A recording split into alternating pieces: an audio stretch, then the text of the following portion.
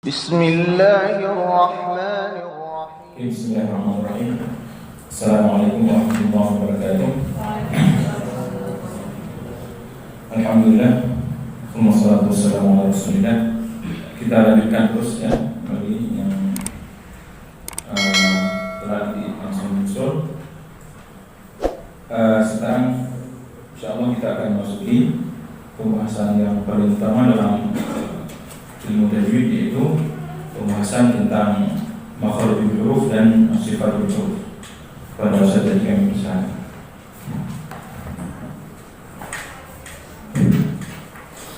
A'udzubillahi minasyaitonir rajim. Bismillahirrahmanirrahim. Assalamualaikum warahmatullahi wabarakatuh. Waalaikumsalam warahmatullahi wabarakatuh. Alhamdulillahilladzi 'allamana an nahmada wa la ilaha illallah wahdahu la syarika lah wa asyhadu anna Muhammadan 'abduhu wa rasuluhu la nabiyya ba'dah. Baik, langsung saja. Tadi kita sudah mempelajari atau belajar bersama tentang 4 hal asasiyah ma yubna alaihi ghairuhu. Apa yang dari 4 pilar ini, disitulah tumbuh nanti tahsin pengembangannya.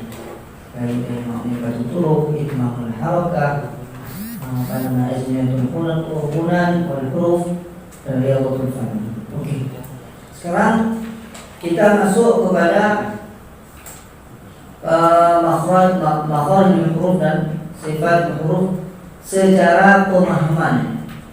Karena kalau kita baca secara teori mudah, dimanapun bisa kita temukan. Okay? Pada dasarnya huruf Arab itu fitrah tabi'i. Orang Arab mengucapkannya seperti kita mengucapkan bahasa kita, fitrah. Namun ketika banyaknya masuk Islam, perkembangan Islam itu besar, meluas, maka ulama-ulama Arab atau ulama-ulama kita yang sanadnya itu muttasil dan masih pendek, masih 2 atau 3 orang sama dengan Rasulullah, itu duduk bersama membuat mustalahan, membuat istilah-istilah yang istilah ini hanya untuk pengingat saja, yang pada aslinya ilmu Al-Quran itu fi sadri rijal, di hati seorang mukmin yang berguru. Nah, kenapa? Karena Al-Quran itu tidak dikatakan Al-Quran kecuali dia 3 syaratnya. Sihhatul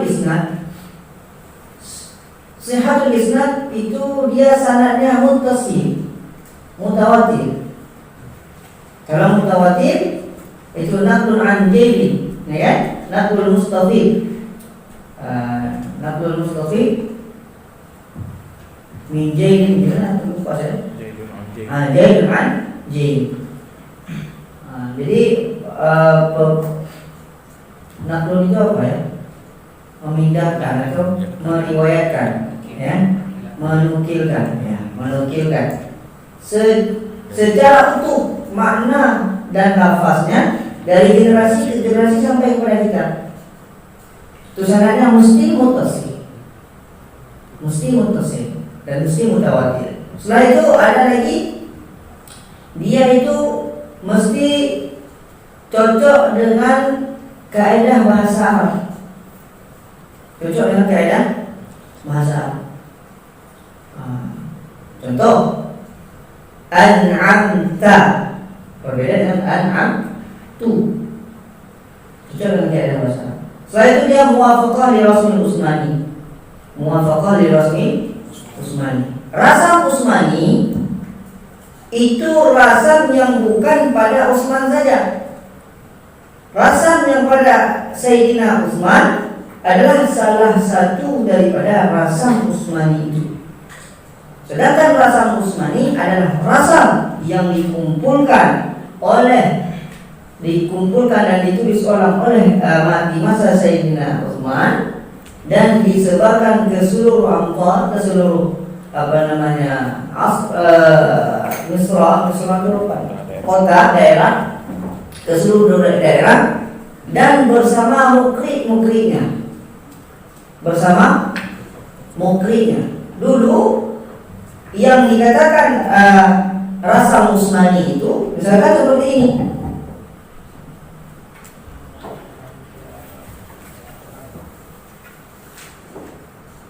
Ba, sya, ro, ini aja.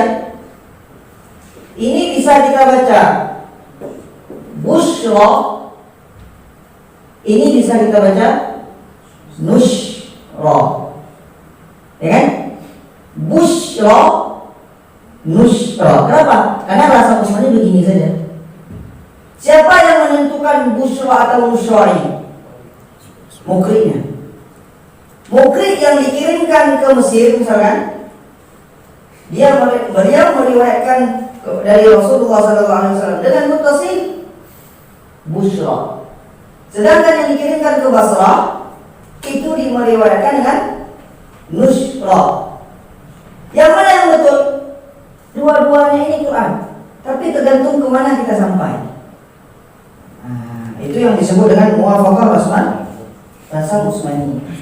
Nah, dari model begini kayak misalnya fatabayyanu, fatabayyanu, in ja'akum fasiqun binaba'in fatabayyanu. Ada qiraat itu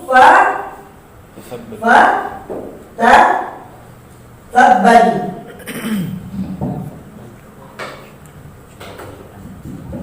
Maaf ya.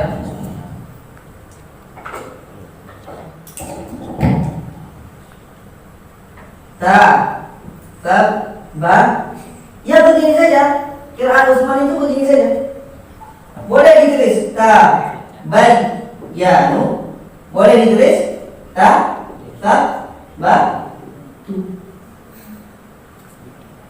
turunnya Al-Quran itu yang mana? Ya dua ini. Tabayyun wa tasabbut. Ini disebut wajah dalam qiraat. Kok ke situ kita masuk sebelum kita masuk makhraj? Bumbu. Ini disebut wajah. Sedangkan ini nanti siapa yang meriwayatkan ini? Tabayyun. Oh, rupanya yang meriwayatkan tabayyun ada 4 orang. Yang meriwayatkan tasabbut ada 3 orang. Hakikatnya dia tetap dua kata tasabbut atau tabayyun. Sedangkan ini disebut mukri. Inilah qurra. Itulah nanti Ibnu Katsir, itu nanti Abu Ja'far, itu nanti Asim. Ini dia. Tapi wajahnya tetap ini. Tabayyun, tasabbut. Ini tidak bisa ditentukan kecuali dia dengan garis ini. Ini tidak bisa ditentukan. Kita baca tasabbut atau tabayyun kecuali melalui jalan ini saja.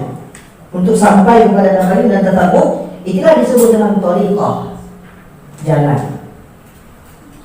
Nah, orang ini dulu tidak ada yang namanya mengenal makhraj secara teori.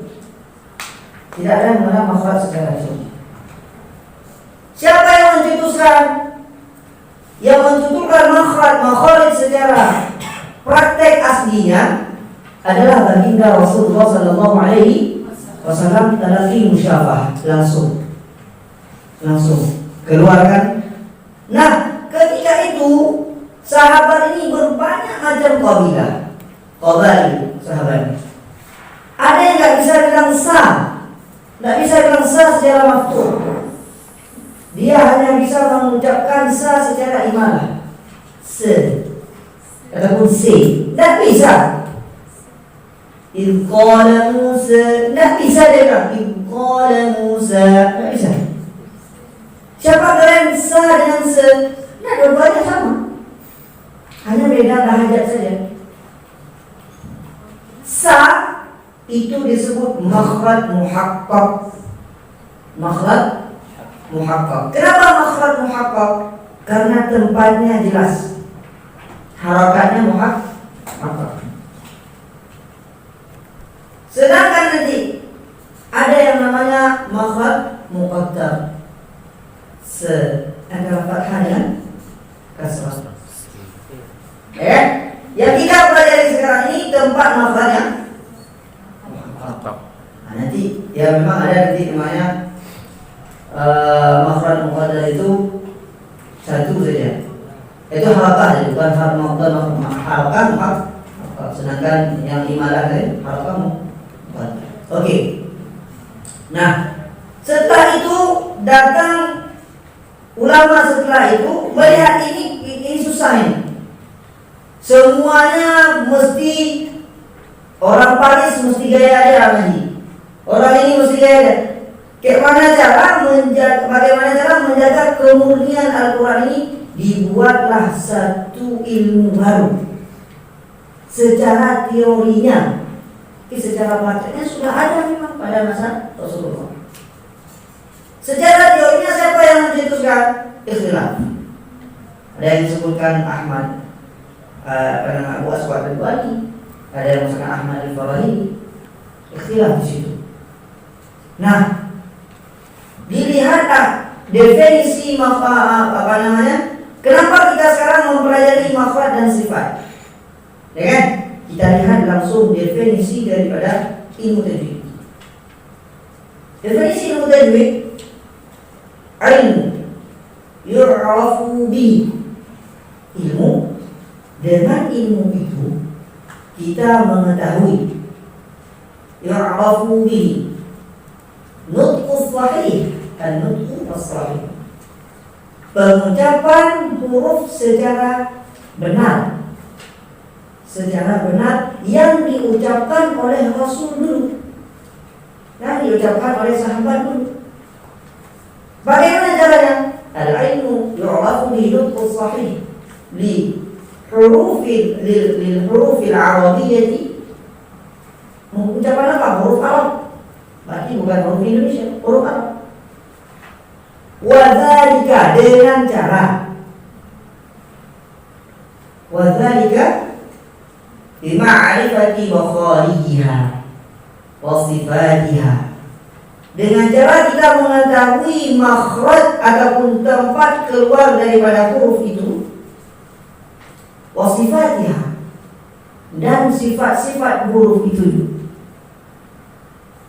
wa ma yansha'u anha minal ahkam, dan apa saja yang berkaitan dengan hukum-hukum yang berkenaan dengan huruf itu, huruf Arab itu. Kenapa? Karena dari huruf itu adalah partikel terkecil. Huruf adalah partikel terkecil yang tersusun nanti ketika huruf itu tersusun jadi kalimat. Kalimat menjadi ayat, ayat menjadi surat, surat menjadi juz, juz menjadi Al-Quran secara utuh. Jadi ulama itu sudah memikirkan dulu bagaimana cara Al-Quran ini terjaga. Apa yang pertama sekali kami ajarkan kepada umat? Apa yang pertama? Makhrajnya di mana ya? Nah, kita masukkan. Makhraj, hakikatnya setiap huruf punya makhraj tersendiri. Punya makhraj tersendiri. Setiap huruf.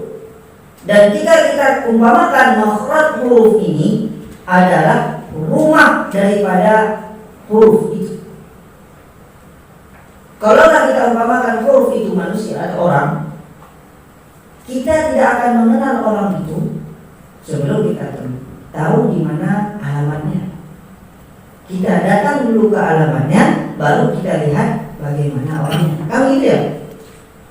Dan alamatnya itu, kalau kita tidak keluarkan dia, kita tidak datang ke alamat itu, orang itu pasti bukan dia.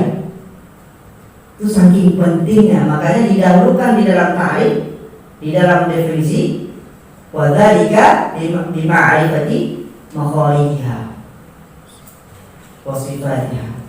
Maka didahulukan kata makhraj. Kenapa?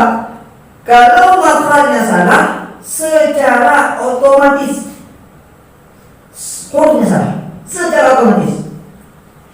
Bisa kita cari hukum, berarti menjaga makhraj huruf secara praktek wajib hukumnya. Kalau nggak ke situ, berarti secara otomatis keluar huruf naik.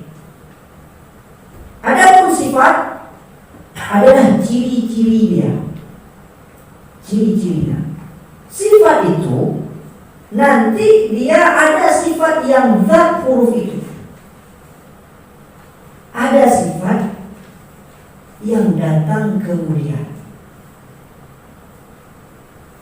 Kalau lagi dikatakan orang, sifat yang zat itu seperti zati ini, sifat aslinya itu misalkan berwarna kulit hitam. Ya sudah, dia hitam. Kemana dia pergi, tetap hitam datang sama dia. Mana pula dia pergi dia datang hitam, mana ada. Kemana dia suka hitam, kan ikut. Ya kan? Sifat yang menempel secara mutlak itu disebut sifat dzati. Ada nanti sifat aradhi. Di dalam ta'rif itu ada sifat aradhi. Itu sifat yang menempel pada huruf tapi tidak menempel secara mutlak. Kadang-kadang ada dan kadang tidak.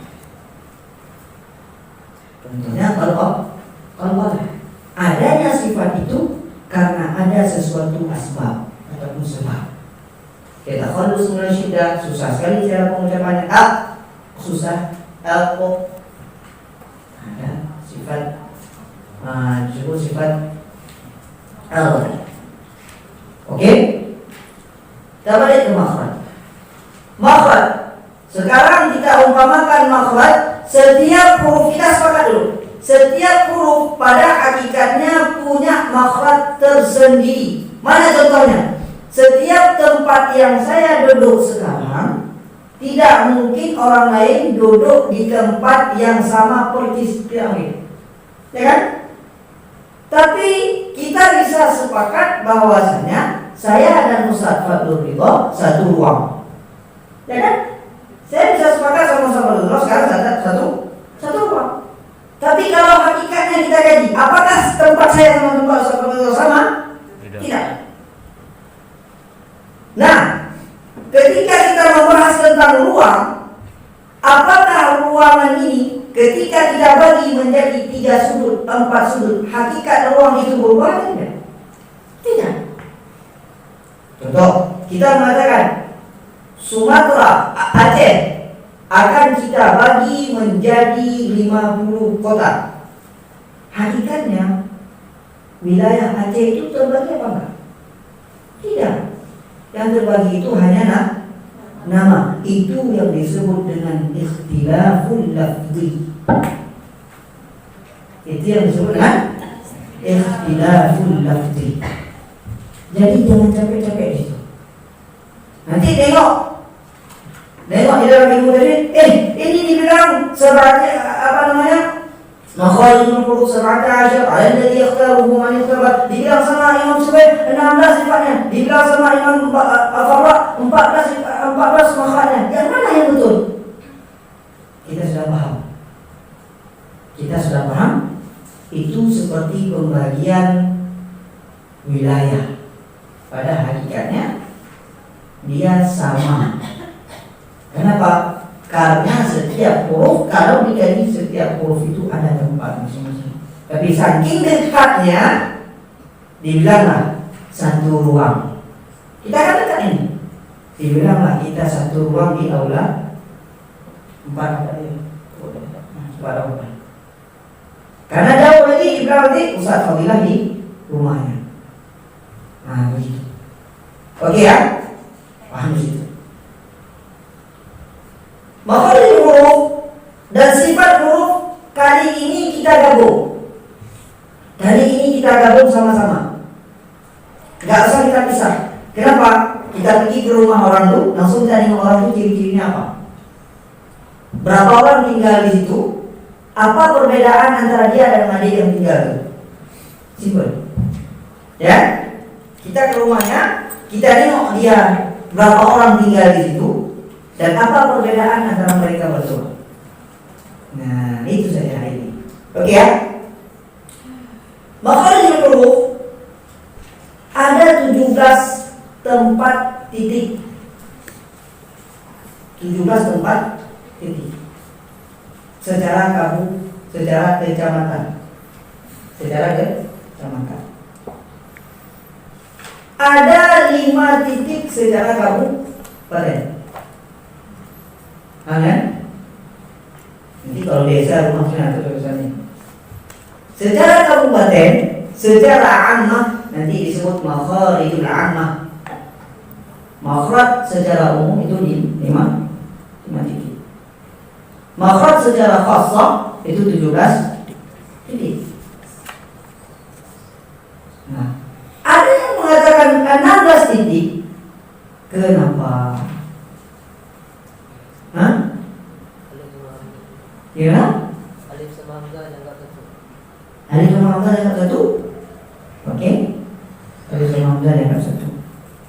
Ada titik lain disebutkan makhraj daripada al-jawf itu dihilangkan. Dipulangkan kepada aslinya. Waw yang sukun pulangkan kepada waw tempatnya. Hamzah sukun pulangkan kepada tempatnya. Ya sukun pada tempatnya. Ada lagi makhraj jauh. Ada nanti lam, nun, ro dekat sekali. Ya sudah, tidak usah dipisah makhraj itu, satu makhraj aja. Lam, nun, kita nggak bahas itu. Kita bahas ini makhrajnya kayak mana cara pengucapannya. Itu yang penting. Karena itu hakikat pada ilmu tajwid. Oke. 5 tempat al-jawf rongga secara umum, halq tenggorokan, di situ ada 3 titik. Di tenggorokan itu ada 3 titik. Nanti kita masuk ke khassah, lidah, lisan, syafatain, khasyu. Syafatain, khasyu. Nah, 5 saja. Kita masuk satu-satu saja. Sudah tahu kita bagaimana kabupatennya, kita masuk ke kecamatannya. Siapa-siapa itu. Kita tengok pertama al-jawf. Kesalahan di al-jawf nanti kita lihat. Al-jawf itu ada ya sukun, waw sukun, alif madiyah. Ya madiyah, waw madiyah, alif madiyah. Bukan sukun, salah saya bilang. Waw madiyah, ya madiyah, alif madiyah. Di mana tempatnya? Al-jawf. Di mana itu jawf? Rongga. Kalau maaf, kalau saya buka begini, habis ini. Ini semua. Dari pita suara sampai ke sini. Itu disebut al-jawf. Dia tidak bisa diucapkan kecuali ada huruf yang berharakat di belakangnya. A yang panjang sekali itu. Dari pita suara sampai ke rongga, sampai di gigi kita.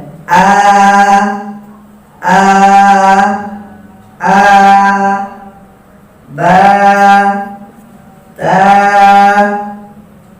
Nah, perhatikan di makhraj al-jawf ini kebanyakan sekali orang masuk ke khayshum.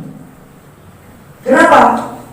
Karena jawf ini hanya rongga.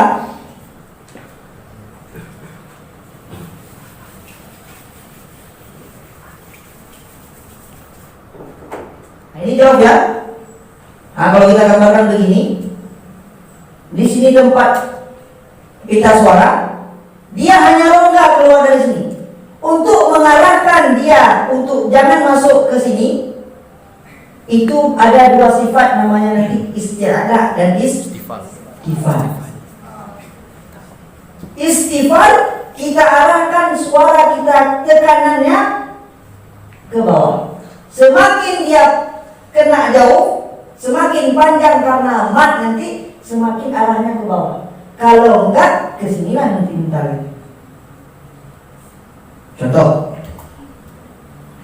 mu'minu. Nu yang pertama dia ada khayshum. Sedangkan setelah itu ya waw madiyah, dia jauh, ya kan? Bagaimana cara bacanya? Mu'minu, baca awal mu'minu, ada khayshum, semuanya dikhayyumkan? Tidak. Mu'minu jauh, setelah itu nun baru khayshum lagi. Kenapa? Karena dia begini. Nu ini lain tempat makhrajnya, ini jauh, ini nun lagi. Jangan diratakan semuanya ke khayshum. Mu'minu, nun,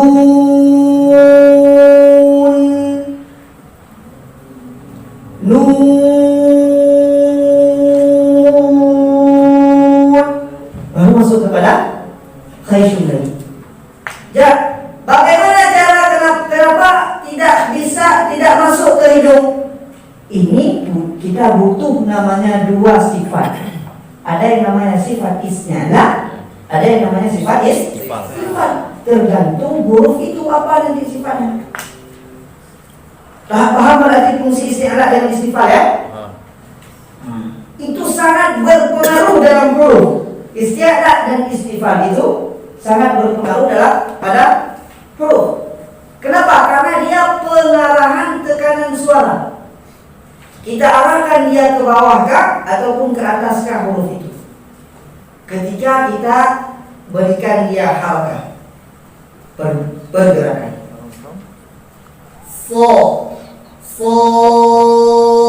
Coba arahkan ke bawah. Gitu ya? Arah tekanan itulah yang disebut isti'ala dan istifal. Paham cara penggunaan sifatnya? Sifat makhraj jauh sangat berpengaruh pada isti'ala dan istifalnya huruf ini, sehingga kita terhindar dari yang namanya khayshum tidak pada tempatnya. Khayshum tidak pada tempatnya. Makanya kadang-kadang anak-anak murid ngaji, banyak guru itu tidak bisa menjelaskan di mana lepas daripada khayshum itu. Mu'minun, hai, kamu itu. Tapi tidak dijelaskan ke mana cara, jangan masuk ke itu. Caranya bagaimana? Karena waw itu ada sifat istifal, kita arahkan tekanan suara kamu, tekan ke bawah, bukan kepala kamu turunkan. Tekan suara. Nun, baru naik kali. Nun,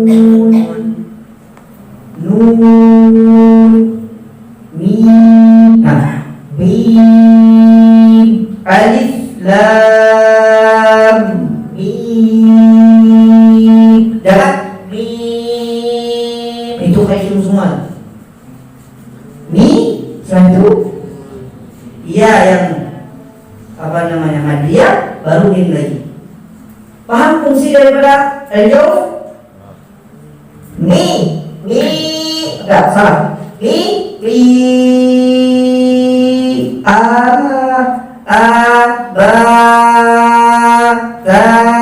Ambil suara itu tempelkan ke mi tadi, sama ya.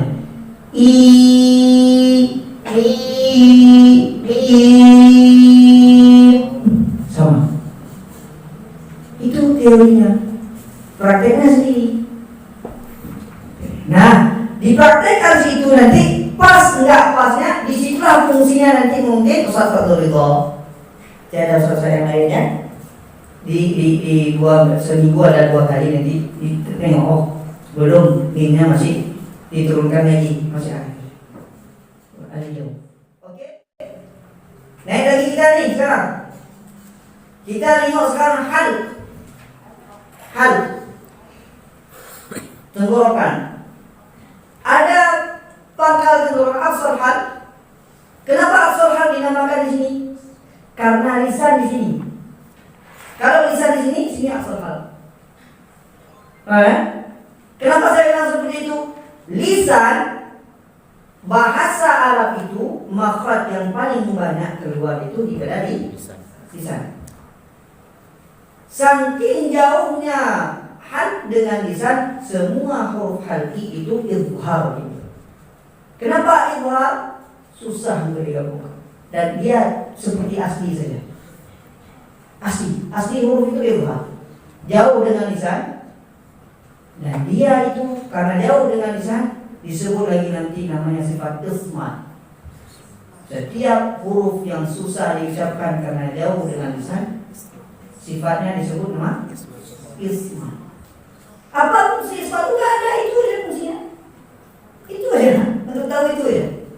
Jauh dari lisan, ismat.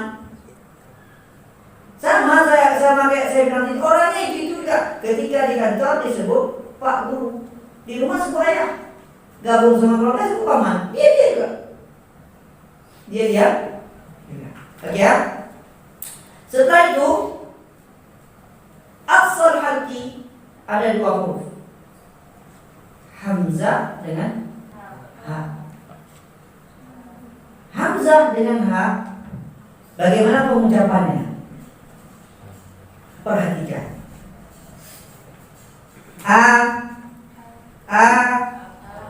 Dia agak turun, tidak seperti A-nya orang Indonesia.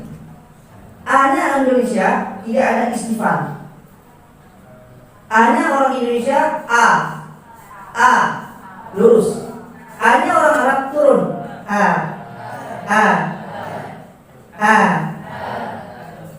Itu A-nya orang Arab. Dan semua seperti itu. Yang sifatnya istifal semuanya seperti itu. Ba, nggak boleh bo, ba, ta, terus semua. Itulah fungsi istifal ini, pengarahan suara itu ke tekanannya ke bawah.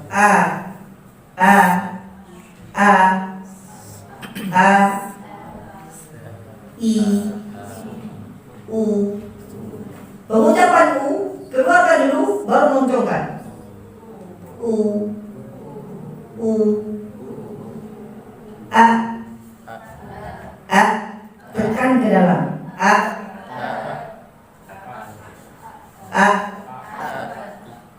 Udah paham nih hamzah ya? Ha sekarang. Ha, dia ada sifat di situ hams dan rokhawah. Hams itu mengalir nafas, rokhawah mengalir suara. Simpel gitu aja ingat. Hams mengalir nafas, rokhawah mengalir suara. Ketika huruf itu mutaharrik, dia akan nampak sifatnya di awal. Ketika huruf itu sakin, sukun, dia akan nampak sifatnya pada akhir. Ha. Turunkan kok. Ha. Mengalirnya suara dan nafas di ha pada awalnya. Seperti kita bilang so misalkan. Pada awalnya ketika so itu hidup, nggak boleh so langsung so pada. Sopirnya nampak di awal. Paham ya? Nah, kita arahkan juga suara ke bawah. Tekanan suara ke bawah. Setelah itu ha ini ketika dia sukun, jangan mubalaghah di dalam, di mubalaghah itu apa ya? Berlebihan di dalam pengucapan hurufnya. Sama ada orang bilang lagi ha dada dibanding ke dada. Kalau ngajinya 3 juz banyak di ha, pecah dada. Ya? Biasa saja. Ya. Jangan ditambah mau fasih sekali, jangan juga pelit. Enggak. Udah cukup. Sama. Biarkan dia nafas itu dan suara itu habis secara fitrah dalam satu nafas, dalam satu pergerakan. Jangan ditambah, jangan dikurangi. Dan diarahkan tekanannya ke bawah karena sifat aslinya dia istifal. Dengan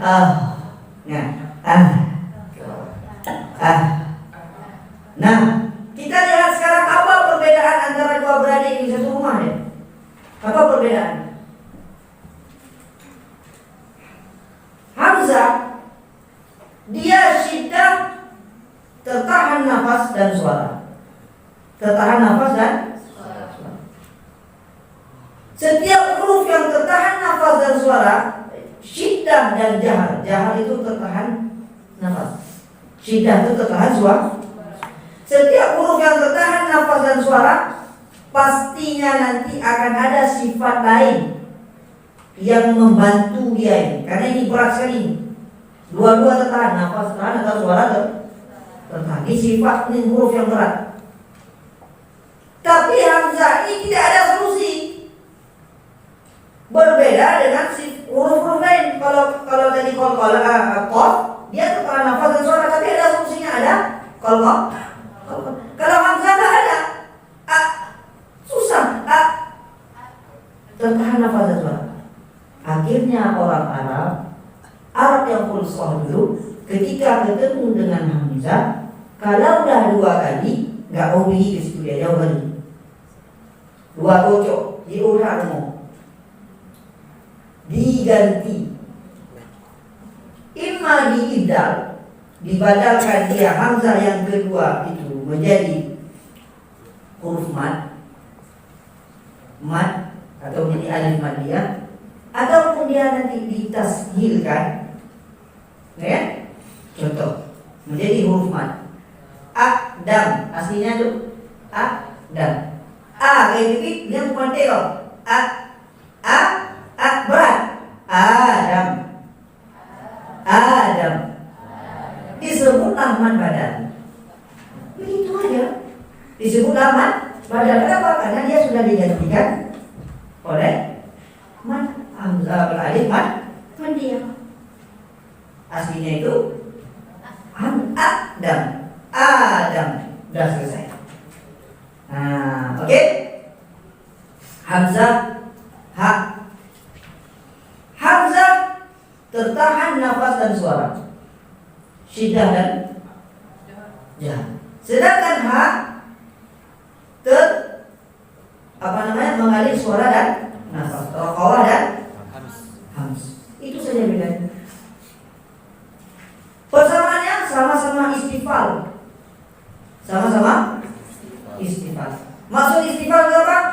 Ittijahu dhawtu sawti 'inda nutqi biharfin ila hanakis sufla. Pengarahan tekanan suara kita ketika mengeluarkan huruf itu dari tempatnya ke rahang bawah. Banyak kali kita bilang itu, arahkan suara ke bawah. Jangan tekan ke bawah. Tekan itu istifal. Waktu kita ucapkan itu, dia terbuka mulut kita. Itu disebut infitah. Dia sama-sama istifal, sama-sama infitah. Dan apa kita persamaannya? Sama-sama infitah, sama-sama istifal.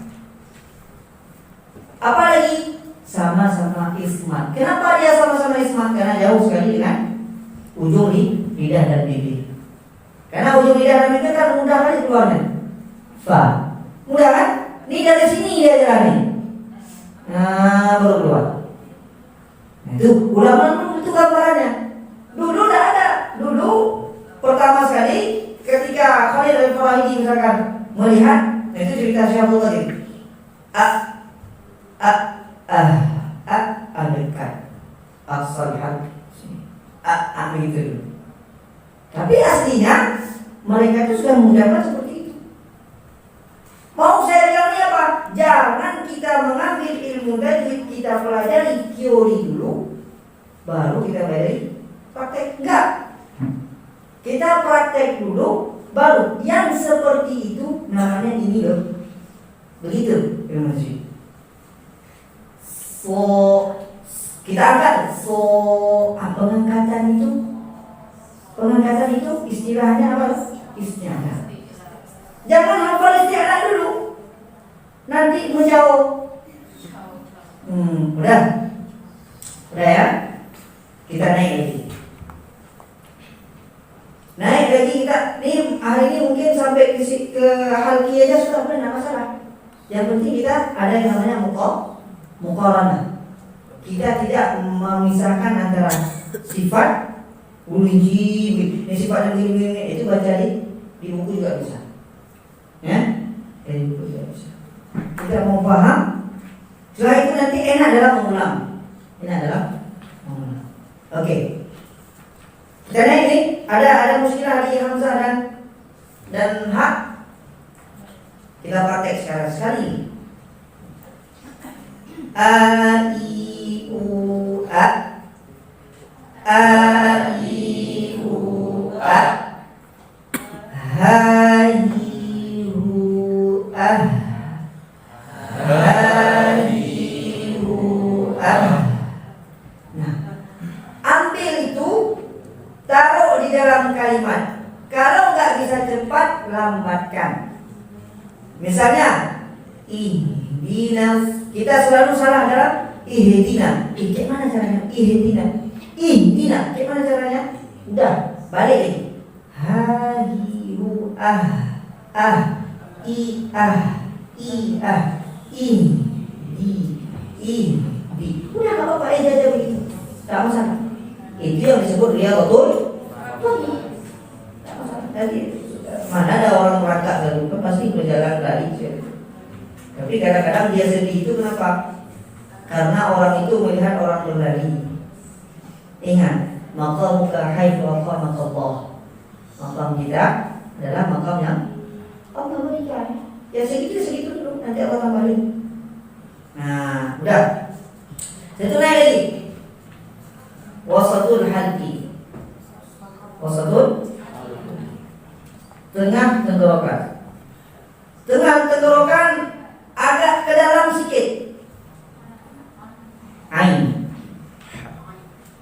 agak ke dalam sikit, hampir dekat dengan hamzah. Sehingga kedekatannya dengan hamzah itu menginspirasi salah satu ulama, Imam Khalil Al-Farahidi, mengambil ra'sul ain, kepala ain itu untuk hamzah. Karena dulu hamzah itu tidak ada bentuk. Makanya huruf hijaiyah dengan huruf abjadiyah itu beda. Huruf hijaiyah berapa hasilnya? 29. Huruf abjadiyah berapa? 28. Kenapa? Huruf hijaiyah, huruf yang diucapkan secara maftuqah. Huruf abjadiyah, huruf yang dituliskan. Ya kan? Dulu hamzah itu tidak ada tulisannya. Bacaannya ada, pengucapannya ada, tulisan nggak ada. Karena dekat sekali dengan ain, diambil ra'sul ain. Jadi hamzah itu dulu cara tulisnya, kalau dia dhammah dipindah waw madiyah, kalau dia fathah dipindah alif madiyah, kalau dia kasrah dipindah ya madiyah. Makanya hamzah itu selalu ada kursinya. Kalau hamzah qat'i, siapa yang duluan kursinya atau dia? Kursinya dulu. Dia tuh tambahan kuliah saja, bahasa Indonesia. Kuliah saja sudah tambah. Oke. Nah, sekarang kita masuk ain. A. Ketika kita mengucapkan A, apa kesalahan yang sering terjadi? Masuk ke hidung. Kenapa? Ketika kita mengucapkan A, kita bebaskan A itu kemana arahnya, tanpa kita arahkan. A, mana nih? A, ain, arahkan dia ke bawah.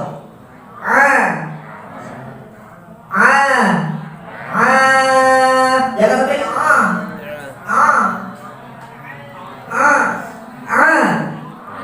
tekan dia ke bawah dan arahkan dia ke bawah. Secara otomatis hasilnya tidak masuk ke hidung. Hasilnya tidak masuk ke hidung.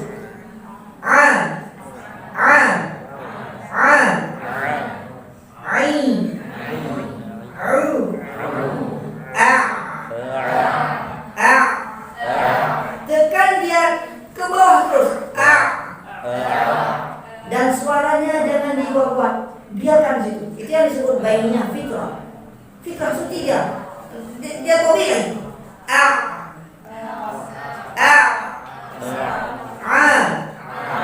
Ain Au A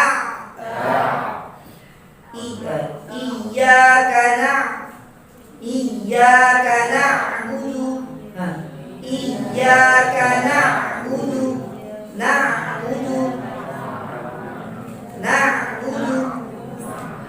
Kenapa ini na'budu sering sekali orang masuk khusyuk? Karena nun itu ada khusyuk terpengaruh kepada ain.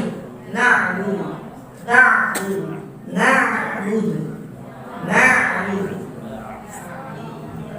Disitulah latihan yang disebut riyadhatul fahmi. Ketika kita paham fungsi daripada makhraj dan sifat, kita bisa takar ini masuk khusyuk, ini enggak. Kenapa? Karena memang kita yang mengeluarkan huruf itu.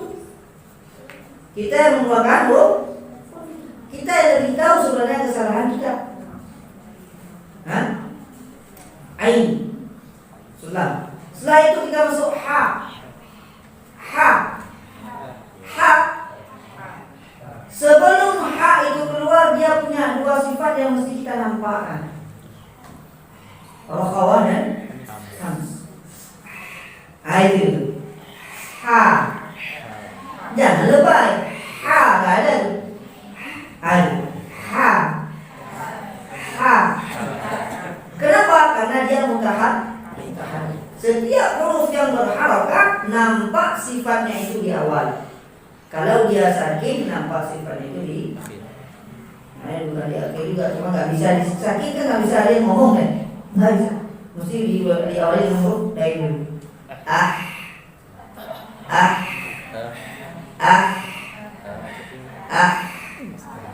Dah. Hahiru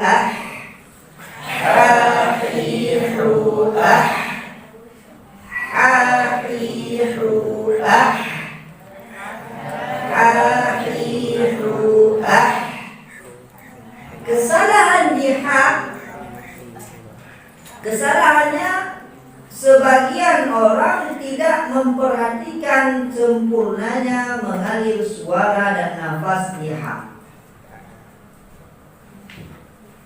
Contoh, Bismillahirrahmanirrahim.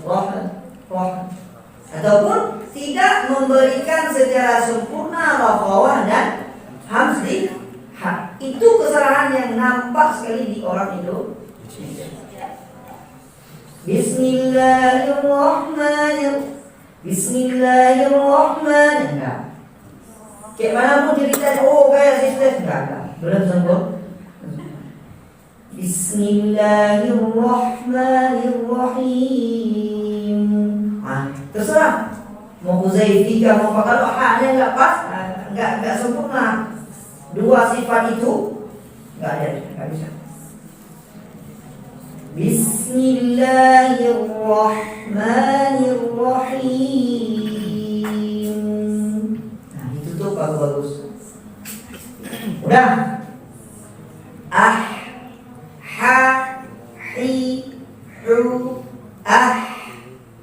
Ambil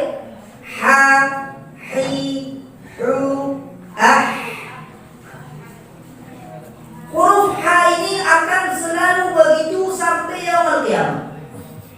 Di mana ha itu nampak begitu buat. Kayak mana dia dhamma? Ya itu dhamma.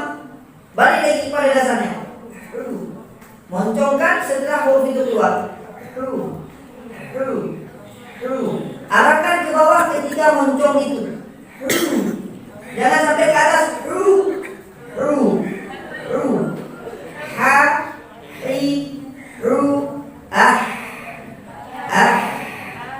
Arahkan ke bawah anginnya.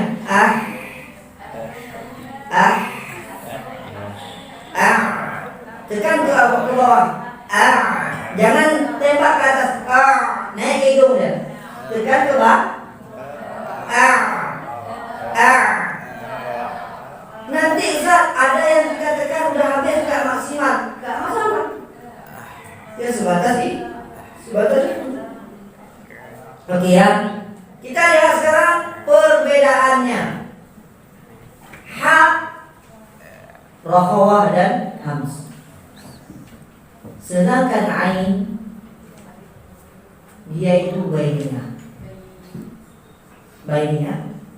dan dia itu jahat, tertahan nafas.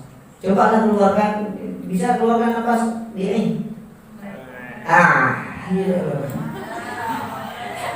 Gak bisa kan? Berarti apa? Makhraj dan sifat huruf itu tabi'i, fitrah. Ini ada satu cerita yang keren sekali. Ketika Imam Abu Hanifah membantah Mu'tazilah, ya, mengatakan bahwasanya makhluk itu yang menciptakan af'alul ibad. Makhluk itu yang menciptakan perbuatannya sendiri.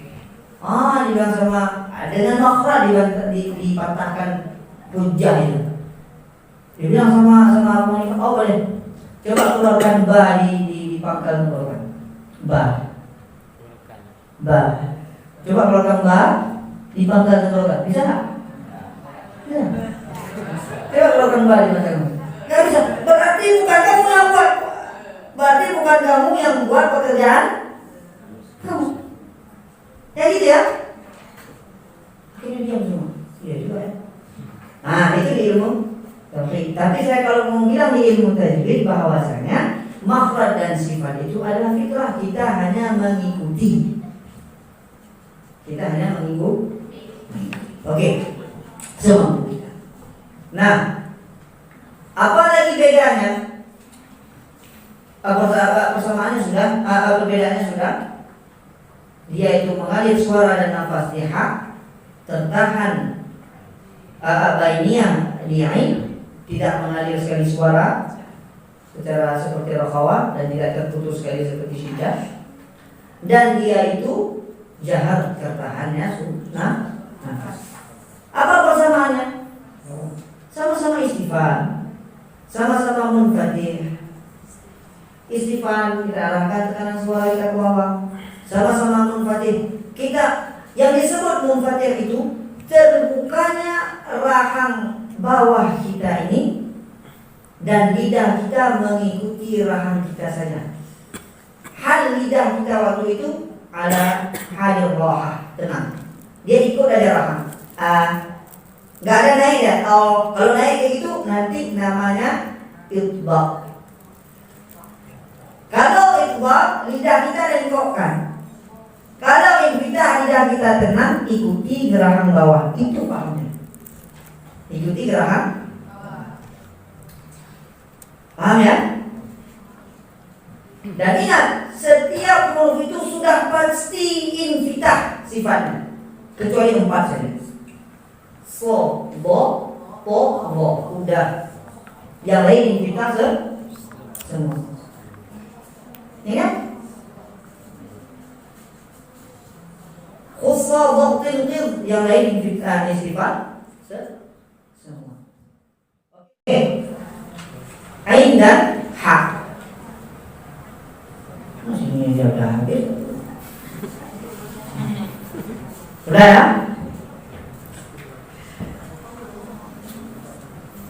Setelah itu naik, ada pertanyaan di ain dan ha. Pengucapan ain dan ha, hati-hati kesalahan di ain. Apa? Jadi supaya tidak susah nanti kita memperhatikan diri sendiri dan orang lain. Kesalahan di ain, kebanyakan orang Indonesia, ini menurut pengalaman, kebanyakan Indonesia yang kita perhatikan khayshum di ain. Kenapa itu terjadi? Karena sifat istifal tidak diberikan secara sempurna. Kesalahan di hak orang Indonesia, orang Aceh secara khusus tidak memberikan hak rakhawah dan hams secara mengalir secara sempurna sehingga terpental melahirkan qalqalah, ataupun tidak memberikan secara sempurna saja. Ihdina misalnya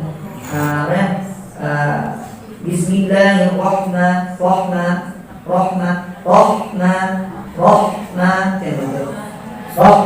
Tapi ingat jangan mubalaghah. Jangan pas siap ini nanti kita kasih secara sempurna, lebih dari sempurna. Wah, mana kayaknya? Itu terakhir mana? Mananya? Oke, Pak? Nah, setelah itu kita naik yang terakhir. Dan naik yang terakhir ro dan kho. Itu adnal haldi. Ro dan kho. Di situ ada 3 poin. Kita lihat nanti persamaan, perbedaan, apa yang salah sering terjadi. Kita lihat dulu ro. Cara pengucapan ro. Ro itu jangan dicari isti'la'nya, tapi langsung pada awalnya. Ro.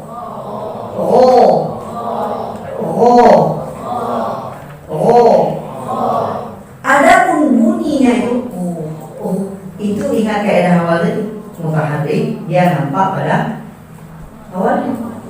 Dia itu kenapa bisa bunyi seperti itu? Kenapa?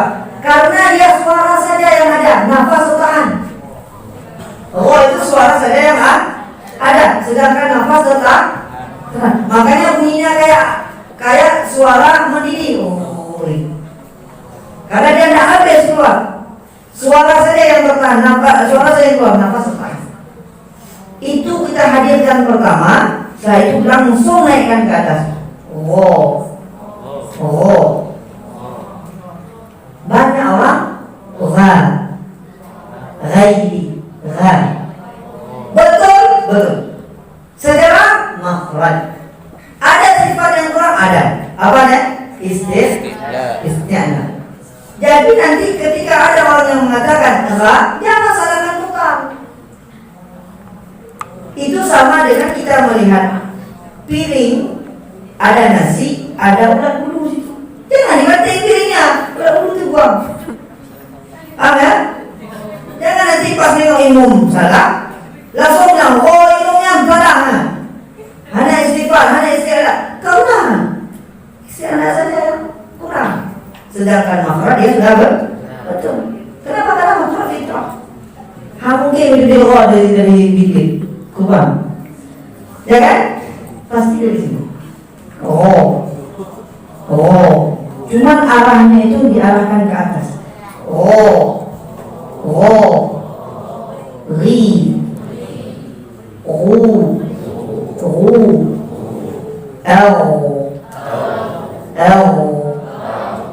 Hati-hati.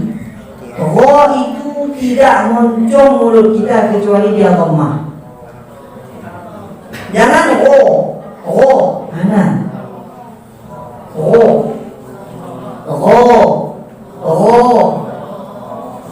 Tebalnya itu hasil daripada isti'la. Tebalnya itu hasil daripada isti'la. Makanya dibilang al-mufakham natijatul isti'la. Mufakham atau tebalnya huruf itu adalah hasil daripada tekanan suara diarahkan ke langit-langit atas, sehingga membuat huruf itu tebal. Jangan dibuat dengan bibir. Nggak ada. Arahkan suara ke atas sehingga dia menghasilkan huruf yang tebal.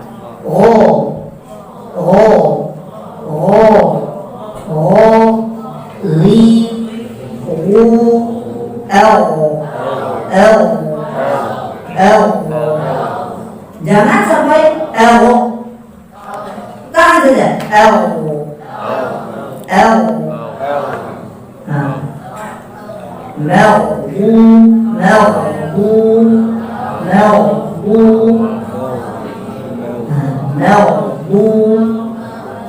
Sering sekali orang turun, baru buat tebal.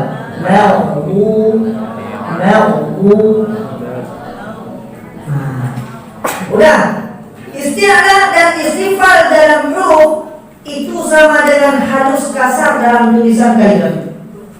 Halus kasar dalam tulisan kipan huruf sekna. Kayak kita sudah film masih.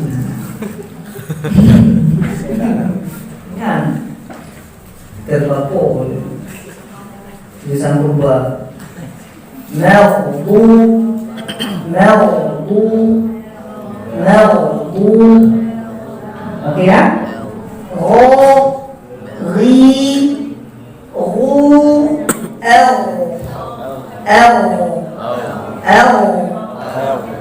tetap seperti itu.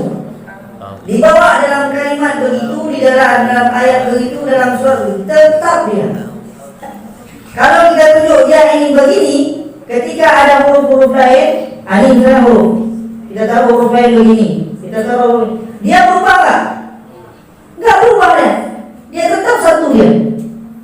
Inilah huruf itu. Dengan berbagai macam di dalamnya sifat-sifatnya.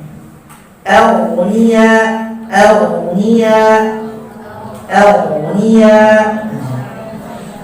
Oke. Setelah itu kita masuk kepada kho yang terakhir. Kho kawannya satu kamar dengan satu rumah dengan kho. Di anan hadi ujung tenggorokan. Kho. Kenapa ada pertama? Adanya rokhawah dan hamz. Itu aja. Adanya rokhawah dan hamz. Kenapa ada di awal? Karena dia mutahan. Karena dia berharakah. Berharakah nampak pertama. Sukun nampak terakhir. Kho. Arahkan ke atas. Kho. Khi, khu, f. Ingat, setiap huruf isti'ala, suara tekanan suara kita tetap kita arahkan ke atas dan hasilnya tetap tebal, walaupun seolah-olah khi itu nampaknya tipis. Khi. Kalau dia tidak tipiskan gimana ya? Khi. Tetap arahkan ke atas. Khi,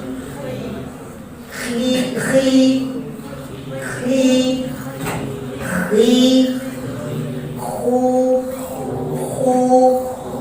kho, f.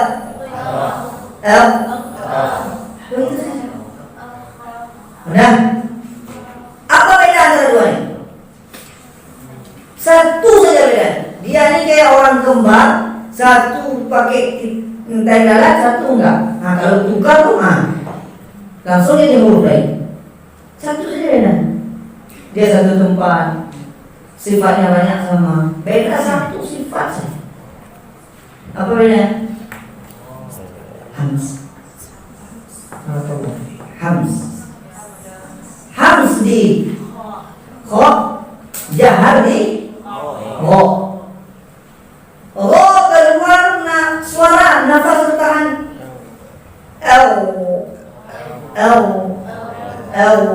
Nggak ada keluar. Kalau masih keluar nafas di ro, otomatis jadi kho. Otomatis jadi kho. Udah. Sedangkan kho, alhamdulillah, itu bukan masalah. Nah, sedangkan ho dia keluar nafas dan suara. Apa persamaannya? Sama-sama isti'alah, sama-sama infitah, sama-sama isman, sama-sama isman, sama-sama rokhawah. Udah selesai. Apa kesalahan yang sering terjadi oleh orang Indonesia? Kenapa saya selalu mengulang oleh orang Indonesia? Karena setiap bangsa itu beda salahnya. Walaupun kejadiannya hurufnya itu saja. Orang Turki nggak bisa bilang ku. Dhamma itu nggak bisa orang Turki. Nggak bisa bilang wow. Hum, nggak bisa bilang hum. Saya capek tanya masalah itu. Di samping hum, alaihum, saya bilang alaihum, ada yang bilang alaihim, lahum, nggak bisa. lahum, lahum, lahum, hum, ada. Sama kita ada itulah. Kesalahan orang Indonesia di kho yang pertama kali memoncongkan mulut ketika mengucapkan huruf fathah. Memoncongkan mulut ketika huruf. Nanti kita langsung ingat itu. Perhatikan itu dulu. Kan mencongkan. Mudah. Ketika kita ngajar mudah, ketika kita mengajarkan diri juga mudah. Memoncongkan huruf. Setelah itu apa? Tidak menampakkan, tidak menghadirkan sifat isti'la pada kho dan ho. Seringnya la, ghairi, ghairi, ghairi, ghairi, ghairi, ghairi, ghairi, ghairi, dengan khair, kho, khair, kho, kha, kho, kha, kho, khair. Oke ya? Mungkin cukup kan? Ada pertanyaan? Silakan.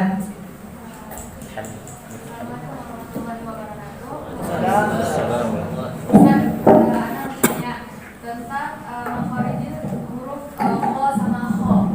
Itu getarannya kan katanya kalau misalnya kho sama kho itu kalau misal bergetar terlalu banyak salah juga. Itu cara mengontrol getarannya itu gimana Ustaz? Misal ya getaran yang keluar kita mengucapkan huruf kho sama kho. Itu sebenarnya getaran yang bentuknya itu seperti apa? Masya Allah. Mantap kali pertanyaannya. Cuman di kho dan kho tidak ada getaran. Dia ada getaran itu dia roh. Nah itu namanya sifat getaran itu namanya sifat takrir. Di kho yang saya bilang itu bukan getaran tapi mengalirnya suara. Cuman jenis suaranya seperti itu. Jangan digetarkan. Oh, nggak bisa. Dia kita angkat. Kita angkat. Pengangkatan suara itu istilah. Bunyi suara itu rohawa. Angin yang ada mengandung keluar mengalir itu hams. Itu saja. Mana dia yang panjang dari kita suara itu? Nanti dulu. Itu dia. Coba di mana duduk getaran sebenarnya? Mana getaran? Gimana tuh? Gak bisa. Gak bisa saya bilang. Kalau ada boleh dicontohkan, saya nggak bisa. Ya? Nah, keluarkan dulu, baru kasih harakannya. Kasih sifatnya dua dulu, baru kasih harakannya. Tapi jangan kasih harakannya telat. Ya? Oke. Ada yang lain?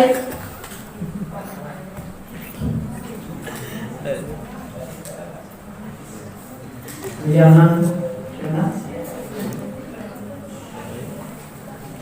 Besok pagi kita? Besok siang.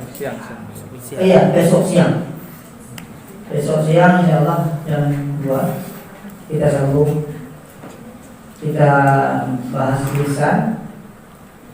Lisannya memang lisan sama siapa sama lisan.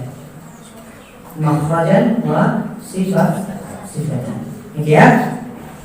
Sallallahu alaihi wa ala alihi wasallam. Wallahu a'lam wa a'lam. Kita tutup dengan doa kafaratul majlis.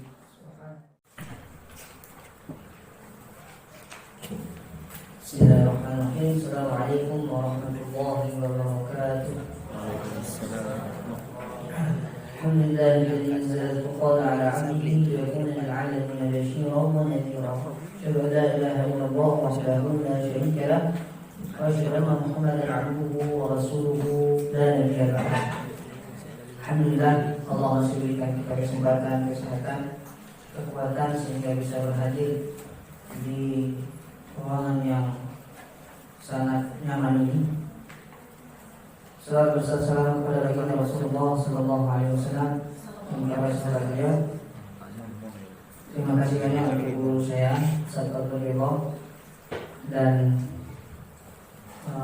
ikhwan atau ikhwati yang dirahmati oleh Allah, mudah-mudahan dituliskan menjadi ahli Quran. Amin. Saya minta maaf telat itu sebenarnya karena saya, bukan Ustaz Abdul Ridho.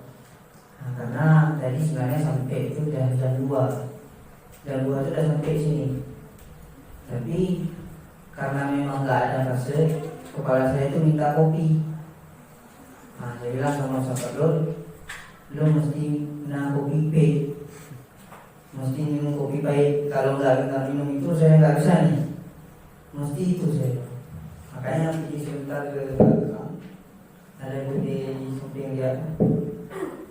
Nah, di belakang itu minum kopi pahit sebentar, namanya minum kopi, ya kan? Nah, jadi ada telat sedikit, saya mohon maaf. Oke ya, curhat sebelum mulai. Baik, insyaallah kita lanjutkan. Kemarin kita sampai kepada hal ini, ya, makhrajan wa sifatan. Hari ini insyaallah kita masuk kepada yang namanya lisan. Lisan secara umum disebut, kalau kita katakan lisan berarti yaitu makhraj ammah, ya, makhrajul ammah. Tapi kalau kita rincikan, di dalam lisan itu ada 3 poin, 3 tempat khusus yang disebut aqsal lisan, wasatul lisan, tarful lisan. Nanti ada disebut di samping-sampingnya itu haffah. Oke? Pangkal lisan, tengah lisan, ujung lisan.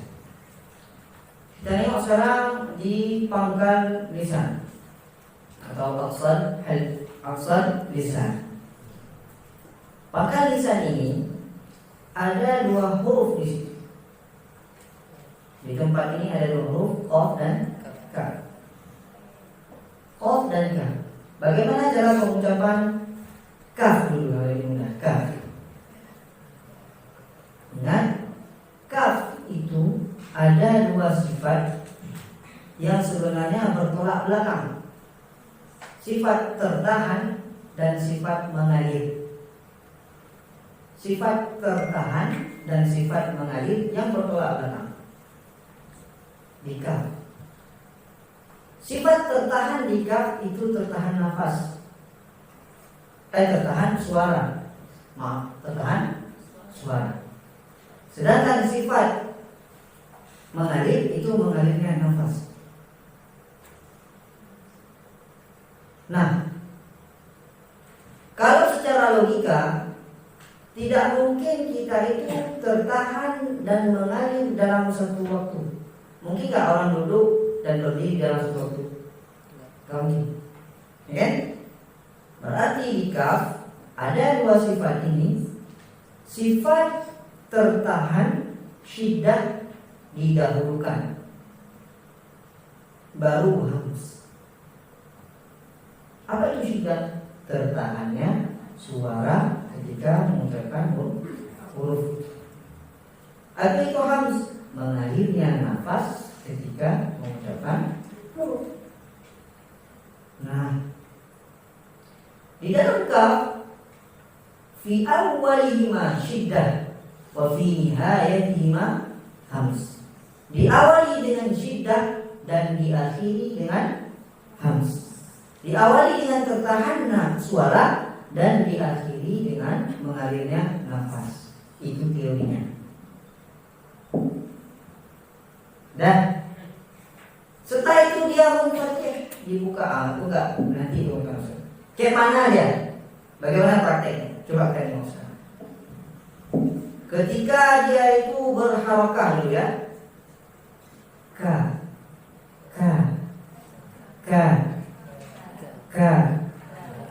ki ku ak. Tahan dulu. Ak. Baru alirkan nafas. Ak. Bukan akad. Akad bukan. Ya. Itu yang betul. Iya betul. Begitu. Kenapa? Karena syiddah fi awwalihima. Kaf dan ta. Nanti kita masuk kita. Syiddah didahulukan daripada hams. Kalau hams didahulukan daripada syiddah, bagaimana kita ucapkan? Tak bisa. Coba alihkan dulu. Bisa nggak? Bisa kan? Satu baru tahan. Itu lagi. Gitu ya?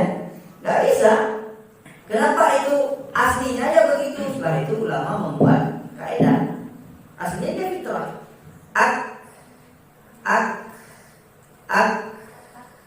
Nah, oke. Setelah itu, kaf ini termasuk huruf syiddah. Huruf syiddah itu adalah huruf yang thiqal, huruf yang berat. Kenapa? Huruf yang ada syiddahnya itu berat. Kenapa? Karena dia tertahan suara kita. Kita udah keluarkan, kita tahan. Beratnya. Solusi daripada syiddah itu nikah adalah hams, mengalirnya nafas. Solusinya adalah hams, mengalirnya nafas. Jadi nanti kenapa ditanyakan kenapa tidak ada qalqalah dalam kaf? Kalau kita belajar dengan ilmu teknik teori, gampang saja jawabannya. Sudah ada kaf mewakili qalqalah, tidak perlu lagi qalqalah. Paham ya? Nanti kalau nggak paham, tunjuk aja. Saya nggak paham. Oh, jelaskan ulangi. Nggak masalah. Biasa saja. Ya. Yuk kita sama-sama coba lihat sekarang pengucapan kaf.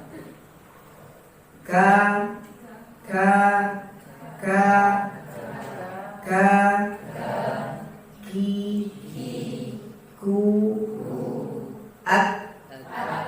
tahan dulu.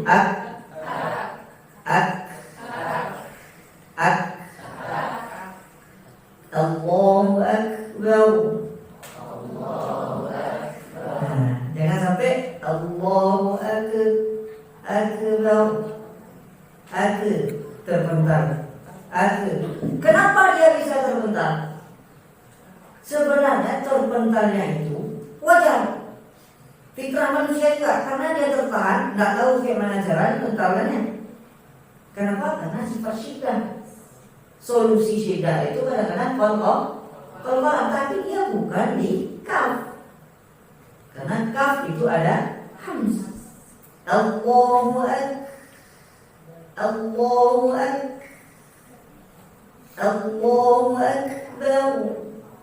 Yuk. Allahu Akbar. Kaki, ku, kaki, ku, Nah, ambil sampelnya.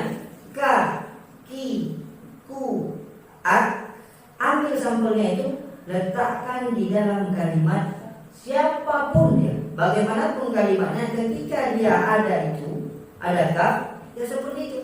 Dia ada di kalau kafnya dhammah, ikuti aja rumusnya. Ku, kuntum mu'minin. Ikuti. Kalau tidak bisa, cepat, lambat. Yang penting jangan mengubah ka. Kenapa? Karena itu cetakannya. Paham ya? Oke. Setelah itu kita naik kepada qaf. Bagaimana cara pengucapannya? Ketika kita mengucapkan qaf, huruf qaf, kalau kita sebutkan qaf berarti ismul huruf, namanya. Dianya apa? Ko disebut musamma ataupun yang dinamai. Sedangkan qaf ismul huruf, nama daripada huruf itu. Nah, ini nama daripada ini pulpen. Cuman untuk tahu kita ini pulpen, spidol. Untuk tahu kita ini kita lihatnya udah pakai mata. Tapi kalau untuk tahu A, merasakan A-nya itu ada dari telinga. Itu saja bedanya. Oke? Ko,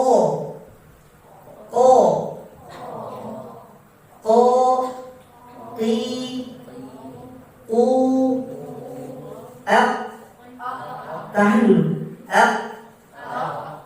Hati-hati ketika kita mengucapkan kof, jangan sampai ini kesalahan sering di Indonesia mengoncongkan ko, ti, u, f. Tahan aja tuh. F. Itu proses pertama. F. Berat kan? F. Nah, pas kita banting ke atas, tekanan suara kita itu istiadah, mengarahkan tekanan suara ke atas. Itu istiadah. Istiadah adalah mengarahkan arah tekanan suara kita ke rahang atas, ke langit. Itu istiadah. Itu yang perlu kita perhatikan di kof. Yang perlu kita perhatikan lagi di kof itu ada yang namanya syiddah dan jah. Syiddah itu tertahan suara, jahar itu tertahan nafas. 3 sifat ini mesti kita perhatikan sekali ketika kita mengeluarkan kof dari makhrajnya, ataupun kita mencari kof ketika dia sukun tidak keluar dari tempatnya. Kenapa? Karena 3 sifat ini sangat mempengaruhi ciri-ciri kof yang asli. Apakah 3 sifat itu? Isti'ala, jahar, dengan syiddah. Isti'ala mengarahkan suara ke atas, jahar menahan nafas, syiddah menahan suara. Itu pemahaman simpelnya dulu. Bagaimana penerapannya?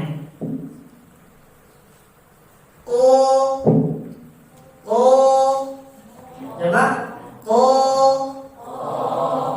ti, u, f. Ingat, qalqalanya tetap diarahkan ke atas. Jangan sampai apa. Kok itu kenapa terjadi agak aneh bunyinya? Isti'la sudah diabaikan.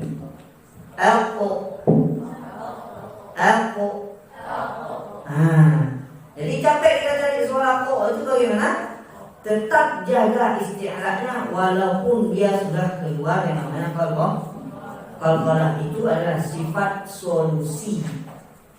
Karena tertahannya nafas dan suara adalah qalqalah.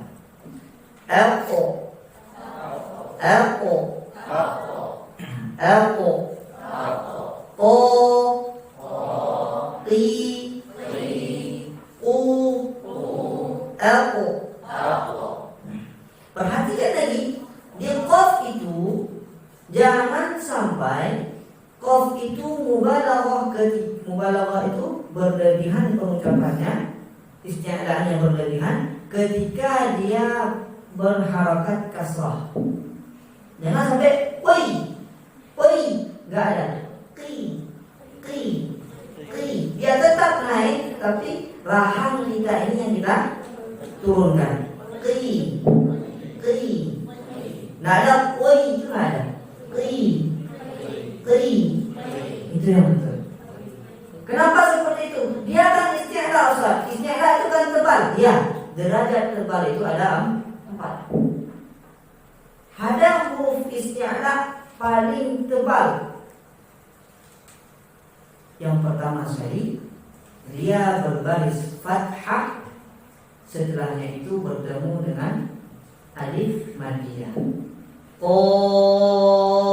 Paling tebal, nampak sekali tebal. Ya kan? Jangan ini alif madiyah. Yang mana alif madiyah itu? Alif yang gak ada barisnya kan? Nah, itu simpelnya.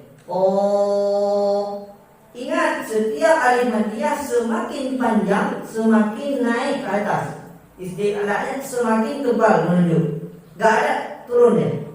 Jangan sampai gak ada.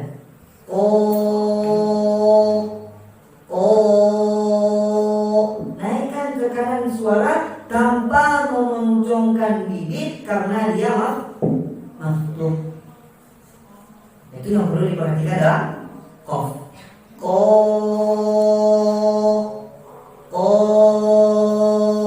Itu yang pertama paling cepat. Setelah itu qaf yang berbaris fathah saja, tidak ada sesuatu di depannya yang mempengaruhi. Fathah saja. Itu saja. Setelah itu qaf yang berbaris kasrah, yang berbaris dhammah. Lebih nampak, bukan tipis ya, kurang ketebalannya daripada Setelah itu dia berbaris kasrah. Qi. Setelah itu baru sukun.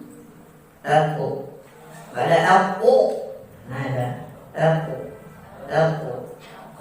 Tapi ingat, tiga sifat ini mesti dijaga sekali dalam qaf. Isti'lahnya, syiddahnya, dan jaharnya. Isti'lah pengarahan suara ke atas, syiddah tertahan suara, jahar tertahan nafas. Dari syiddah dan jahar ini menghasilkan qalqalah. Karena apa? Karena hitafal muslimnya syiddah, untuk menyelesaikan daripada beratnya syiddah itu. Nah, kita lihat sekarang kaf. Kalau kaf, dia apa bedanya dengan kita masuk perbedaan sekarang. Apa beda qaf dengan kaf? Qaf dia tempatnya di pangkal lisan pas dengan anak tekak. Tembak langsung ke atas. Anak tekak kita langsung kita arahkan ke anak tekak. Qi.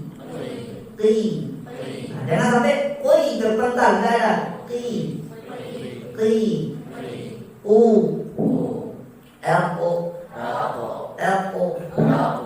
Itu dia.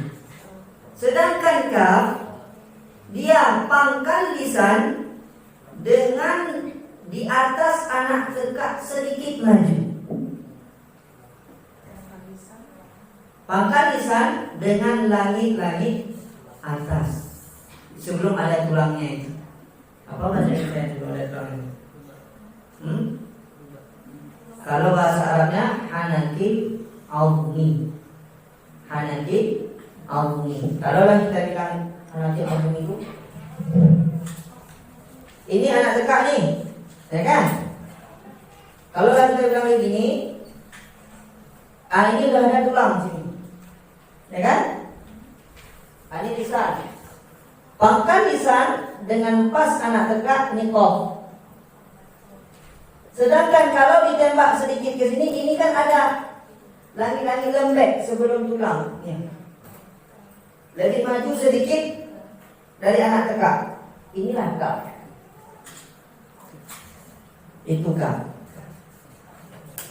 Langit-langit atas. Kaf. Tahan dulu, baru keluar anginnya. Ki, ku, ak.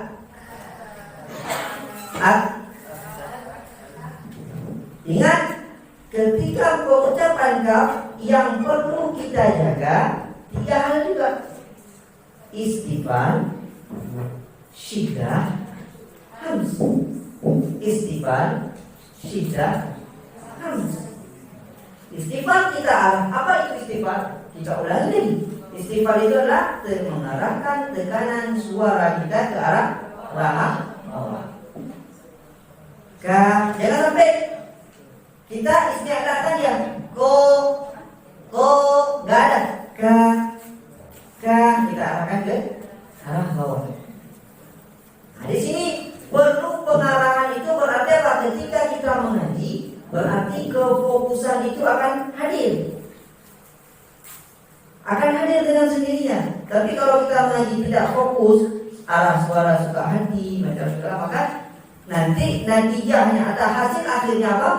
Mendapatkan zauk ataupun rasa di dalam mengaji. Misalkan ketika kita mengucapkan ayat-ayat tentang penghinaan kepada Allah, tentang tidak layak kepada Allah, kita turunkan suara. Contoh, waqalu takhadallahu walada. Turun suaranya. Kenapa? Karena tidak pantas kita. Bantahan itu bagaimana? Sanggahan daripada itu.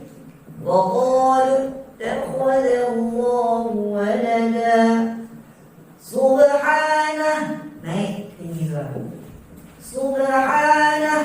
Itu kita mencurahkan rasa kesal kita kepada orang yang mengatakan Allah itu punya Tuhan, Allah itu punya anak. Dibantah dengan rasa yang tekanan suara yang tinggi juga, dan tanpa menyepelekan bagaimana keluarnya makhraj. Nah, di situ kita menjaga lafaz dan makna Quran itu sendiri. Barulah nanti bisa kita aplikasikan seperti Aisyah mengatakan ka'annahu yufassirul Quran atau firman. Nabi membaca Al-Quran itu seolah-olah dia mentafsirkan Al-Quran itu. Nah, ini tahapan dasarnya. Kita mengenal huruf, mengenal bagaimana cara mengarahkannya. Nanti dengan proses talaqi per minggu atau per hari dilatih terus. Oke. Nah, qaf dan kaf apa persamaannya? Qaf dan kaf itu sama-sama infitah. Sama-sama infitah. Qaf dan kaf kita lihat persamaannya sekarang. Sama-sama infitah. Apa itu infitah? Terbukanya infitahu hanati sufla atau hanati ulya wasufla. Ma baina hanati ulya wasufla. Terbukanya rahang atas dan bawah. Terbukanya di situ lidah kita mengikuti rahang bawah ala halatir raha, dengan hal yaitu istirahat, ikut aja. Ka o, jangan sampai o lidah kita lengkokkan ke atas. O, jangan gitu. O, buka saja. O, ka, o, ka, ti, u, ku. Coba rasakan, ada nggak kedekatan antara qaf dan kaf di tempat secara makhraj? Ada. Begitulah ulama ketika melihat kedekatan itu, beliau simpulkan bahwasanya ini satu tempat.